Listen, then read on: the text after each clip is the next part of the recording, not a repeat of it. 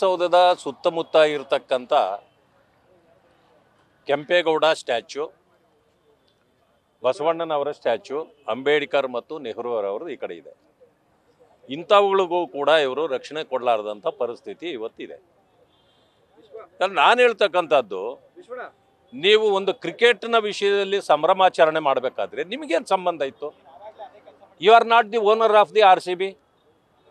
ನೀವೇನು ದುಡ್ಡು ಹಾಕಿಲ್ಲ. ಇದು ಒಂದು ರೀತಿಯ ವ್ಯಾಪಾರೀಕರಣ. ಆದರೆ ನಮಗೆ ಖುಷಿ ಇದೆ, 18 ವರ್ಷಗಳ ನಂತರ ವಿರಾಟ್ ಕೊಹ್ಲಿಯವರ ಪರಿಶ್ರಮದಿಂದ ಇವತ್ತು ಕರ್ನಾಟಕ RCB ಗೆದ್ದಿದೆ. ಇದರ ಸಂಭ್ರಮವನ್ನು ರಾತ್ರಿ 3-3:30ವರೆಗೂ ರಾಜ್ಯದ ಜನರು ಮಾಡಿದ್ದಾರೆ. ಭಾಳ ಸಂತೋಷ. ಆದರೆ ತರಾತುರಿಯಲ್ಲಿ ನೀವು ಅವರನ್ನು ಕರೆಸಿ ವಿಧಾನಸೌಧದಲ್ಲಿ ಒಂದು ಸಂಭ್ರಮ, ಸ್ಟೇಡಿಯಂನಲ್ಲಿ ಒಂದು ಸಂಭ್ರಮ ಯಾಕೆ ಬೇಕಾಗಿತ್ತು ನಿಮಗೆ? ಅಲ್ಲಿಂದ ಕರ್ಕೊಂಡು ಬಂದರೆ ಯಾರು ಅವ್ರನ್ನ? ಅವರು HAL ಏರ್ಪೋರ್ಟ್ಗೆ ಬರೋದಿತ್ತು. ನೀವೇನು ಮಾಡಿದ್ರಿ? ಅವ್ರನ್ನ ಸ್ಪೆಷಲ್ ಏರ್ಕ್ರಾಫ್ಟ್ ಮಾಡಿ HALಗೆ ತಂದ್ರಿ. ಕೆಂಪೇಗೌಡ ಏರ್ಪೋರ್ಟ್ಗೆ ಬರಲಿಲ್ಲ.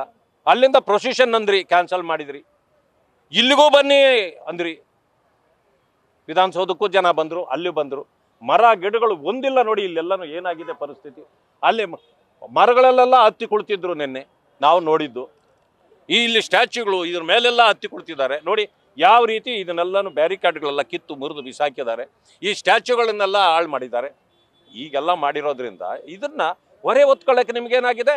ತಪ್ಪು ನೀವು ಮಾಡಿರೋದು. ಸರ್ಕಾರ ಮಾಡಿದ ತಪ್ಪು ನೀವು ಬೇರೆಯವ್ರ ಮೇಲೆ ಹಾಕ್ತೀರಿ. ಸರ್ಕಾರನೂ ತಪ್ಪು ಮಾಡಿಲ್ಲ, ಪೊಲೀಸ್ನವರು ಮಾಡಿಲ್ಲ. ಅಂದರೆ ಪೊಲೀಸ್ನವ್ರು ಬೇಡ ಅಂದ್ರಂತೆ. ನೀವು ಯಾಕೆ ಮಾಡಿದ್ರಿ? ಮತ್ತೆ ಪೊಲೀಸರು ರಕ್ಷಣೆ ಕೊಡ್ಲಿಕ್ಕೆ ನಿಮ್ಗೆ ಆಗಲ್ಲ ಅಂತಂತಂದರೆ ಮತ್ತೆ ನೀವು ಯಾಕೆ ಸರ್ಕಾರ ನಡೆಸ್ತೀರಿ? ಹೇಗೆ ನಡೆಸ್ತೀರಿ ನೀವು?